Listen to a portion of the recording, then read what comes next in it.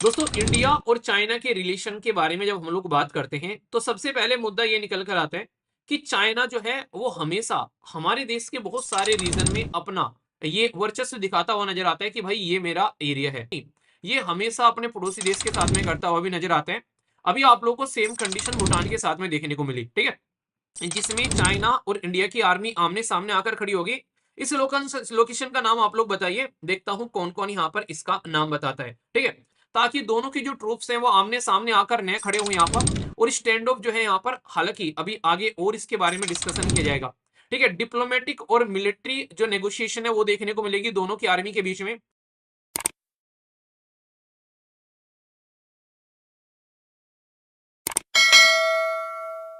दोस्तों, इंडिया और चाइना के रिलेशन के बारे में जब हम लोग बात करते हैं तो सबसे पहले मुद्दा ये निकल कर आता है कि चाइना जो है वो हमेशा हमारे देश के बहुत सारे रीजन में अपना ये वर्चस्व दिखाता हुआ नजर आता है कि भाई ये मेरा एरिया है, ठीक है।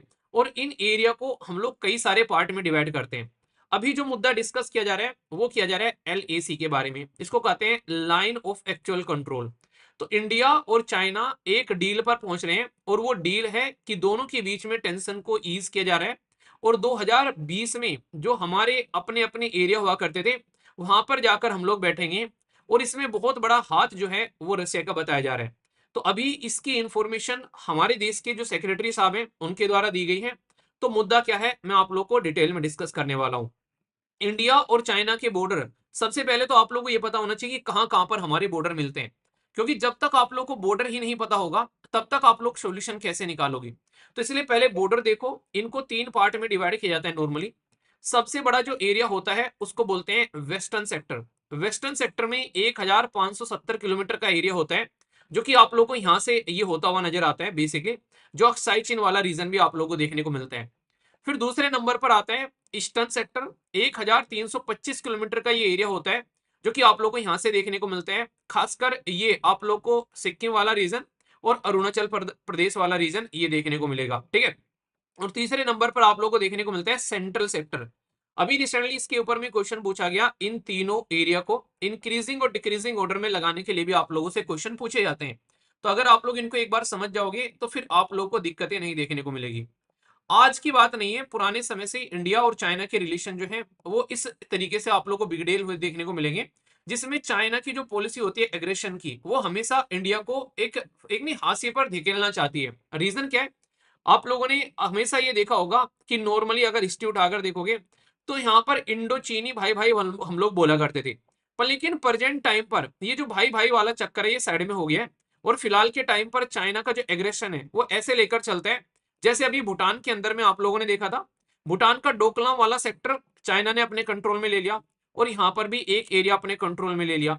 तो भाई चाइना इतनी बदतमीजी करता है कि हमारे ही दोनों एरिया को हमारे ही साथ में कंपेयर करके हमसे ही बार्गेनिंग करता है। मतलब मेरे घर के अंदर में भाई 5 रूम है, उस 5 रूम में से मान लीजिए 2 रूम के अंदर में मैंने किराएदार रख लिए, ठीक है। तो यहाँ पर जो 2 रूम के अंदर में किराएदार रख लिए, अब ये किराएदार क्या है, ये कहने लगे भाई ये तो कमरा हमारा है, और दोनों ने गुट बना लिया अपने, और भाई साहब उन कमरे पर इन्होंने अपना कब्जा कर लिया। और फिर कहने लगे कि भाई ठीक है, अगर तुमको चाहिए कि तुम्हारा एक कमरा छोड़ देंगे पर ये कमरा तुमको हमको देना पड़ेगा। मैंने कहा तुम बदतमीज हो, ये सारा का सारा पूरा एरिया मेरा है भाई साहब, तुम ऐसे कैसे कह सकते हो कि तुमको ये एरिया अपने कब्जे में लेना और उसके बदले में ये एरिया दे दो। ये चाइना की पॉलिसी है। वो क्या करता है, किसी भी देश के 2 एरिया को अपने कंट्रोल में लेता है, और फिर कहता है कि ये वाला ले लो और ये वाला छोड़ दो। भाई ये क्या तरीका हो गया यार, मतलब किसने तुमको ये अधिकार दे दिया, तुम हमारे ही एरिया हमारे ही साथ में बार्गेनिंग करो। तो ये ऐसी हरकतें चाइना हमारे देश के साथ में नहीं, ये हमेशा अपने पड़ोसी देश के साथ में करता हुआ भी नजर आता है। अभी आप लोगों को सेम कंडीशन भूटान के साथ में देखने को मिली, ठीक है, जिसमें चाइना और इंडिया की आर्मी आमने सामने आकर खड़ी होगी। इस लोकेशन का नाम आप लोग बताइए, देखता हूं कौन कौन यहां पर इसका नाम बताता है, ठीक है। तो चाइना जो है वो एक अग्रेसिव पॉलिसी हमेशा खेलता हुआ नजर आता है। तो अभी प्रेजेंट टाइम पर ऐसा ही एक एरिया आप लोगों को देखने को मिलेगा इंडिया और चाइना के बीच में, खासकर LAC वाले रीजन में। यहाँ पर दोनों के बीच में तगड़े तरीके से यहाँ पर रस्साकसी रहती है। तो अभी इसी रीजन पर शांति बनाए रखने की बात की जा रही है, जिसको बोलते हैं लाइन ऑफ एक्चुअल कंट्रोल। बोला जा रहा है कि 2020 में जो हम लोग पेट्रोलिंग किया करते थे उस एरिया में हम लोग पहुंचेंगे। और यहां पर ये इंफॉर्मेशन दी गई है फॉरेन सेक्रेटरी विक्रम मिश्री के द्वारा। आप लोग याद रखना, जब आप लोग यूपीएससी की तैयारी करते हो भाई साहब जो सेक्रेटरी की पोस्ट होती है, ये सबसे हाईएस्ट लेवल की पोस्ट में आप लोगों को मानी जाती है। सेक्रेटरी, जॉइंट सेक्रेटरी, ये डायरेक्टली इनके कनेक्शन हमारे देश की जो हाईएस्ट अथॉरिटी है उनके साथ में आप लोगों को देखने को मिलता है। तो ये पर्टिकुलर पोस्ट जो है वो डिसीजन मेकिंग पोस्ट की कैटेगरी में आप लोगों को नजर आती है। तो इसलिए आप लोग जो तैयारी कर रहे हो उसकी रेस्पॉन्सिबिलिटी को समझा करो कि किसी ऐसी पोस्ट की आप लोग तैयारी नहीं कर रहे हो कि हाँ भाई साहब ठीक है, हाँ ये से बन जाएंगे, ठीक है हाँ देख लेंगे, जो है ऐसा नहीं है। आपकी छोटी छोटी जो गलतियां ना वहां पर पूरे देश की जो स्ट्रेटेजिक जो एक तरीके से इकोनॉमी या फिर इंटरनेशनल रिलेशन पर इंपैक्ट डालती हुई नजर आती है, इस तरीके से आप लोग यहाँ पर समझ सकते हैं। आखिर ये अभी यहाँ पर ये न्यूज आ कहां से गई कि भाई इंडिया और चाइना मिलकर एक दूसरे के साथ में एलएसी पर जो टेंशन है उस टेंशन को खत्म करेंगे। इससे तो यार एक देश है जिसके सीने में दर्द हो जाएगा, तेरे सीने में नहीं मेरे सीने में सही दर्द होता रहना चाहिए, ठीक है। तो यहाँ पर अभी वो देश है United State of America. Reason क्या है? अब उसके सीने में क्यों दर्द होगा? क्योंकि वो तो चाहता ही नहीं है कि इंडिया और चाइना के रिलेशन जो है वो नॉर्मल हो।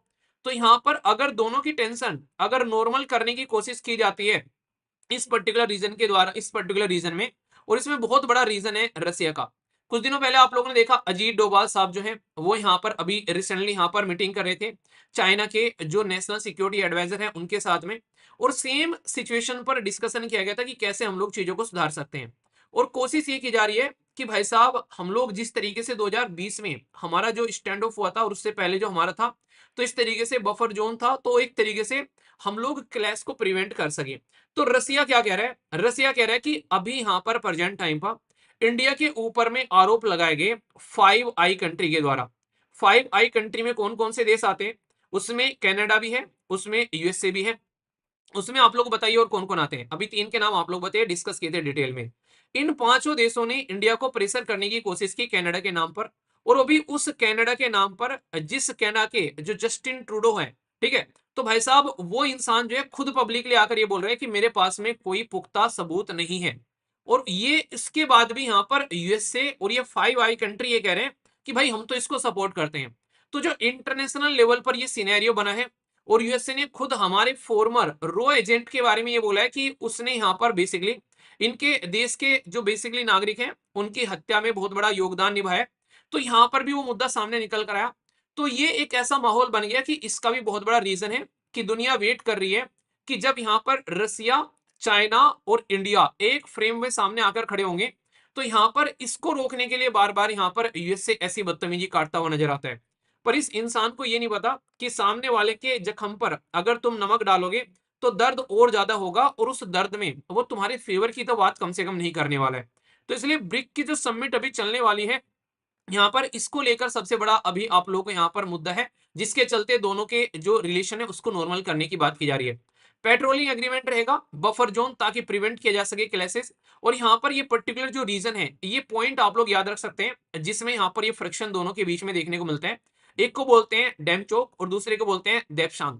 तो ये यहाँ पर दोनों के बीच में अभी एग्रीमेंट करने की बात की जा रही है ताकि सिचुएशन को संभाला जा सके और आने वाले टाइम में इंडिया और चाइना मिलकर काम करें।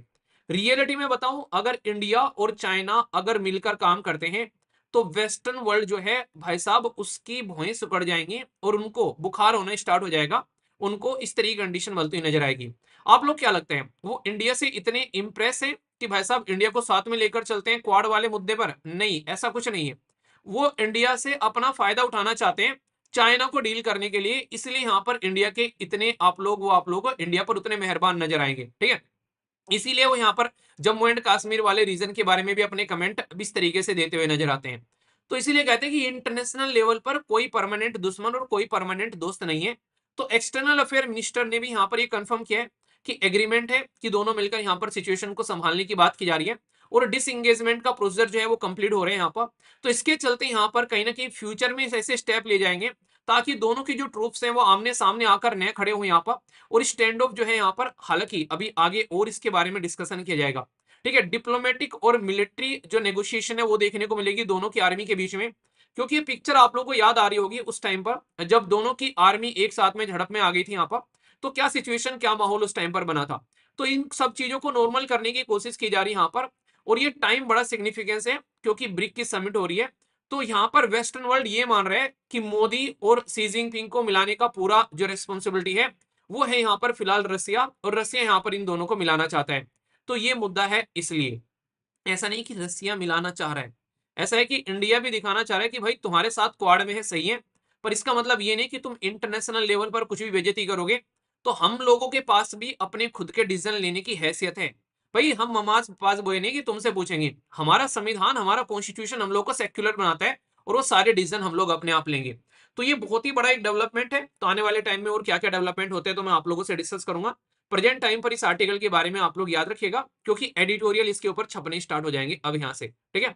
तो ये था इंडिया और चाइना के रिलेशन के बारे में एक मुद्दा। हैंड इन हैंड एक्सरसाइज किन देशों के बीच में है, ये आप लोगों को बताना है। देखता हूं आप में से कौन बता पाता है। इससे आप लोगों को पता चलेगा कि और भी कई सारी बातें इंडिया के और चाइना के बीच में क्या कोई एक्सरसाइज होती है, बताइए जरा। एक पर्टिकुलर आइलैंड है सोलोमन आइलैंड, ये कहां पर सिचुएटेड है? South of Australia, north of Indonesia, east of Papua New Guinea, या फिर यहां पर वेस्ट ऑफ न्यूजीलैंड? ये एक मैं बेस्ट क्वेश्चन है, देखता हूं आप में से कौन इसका सही आंसर देता है।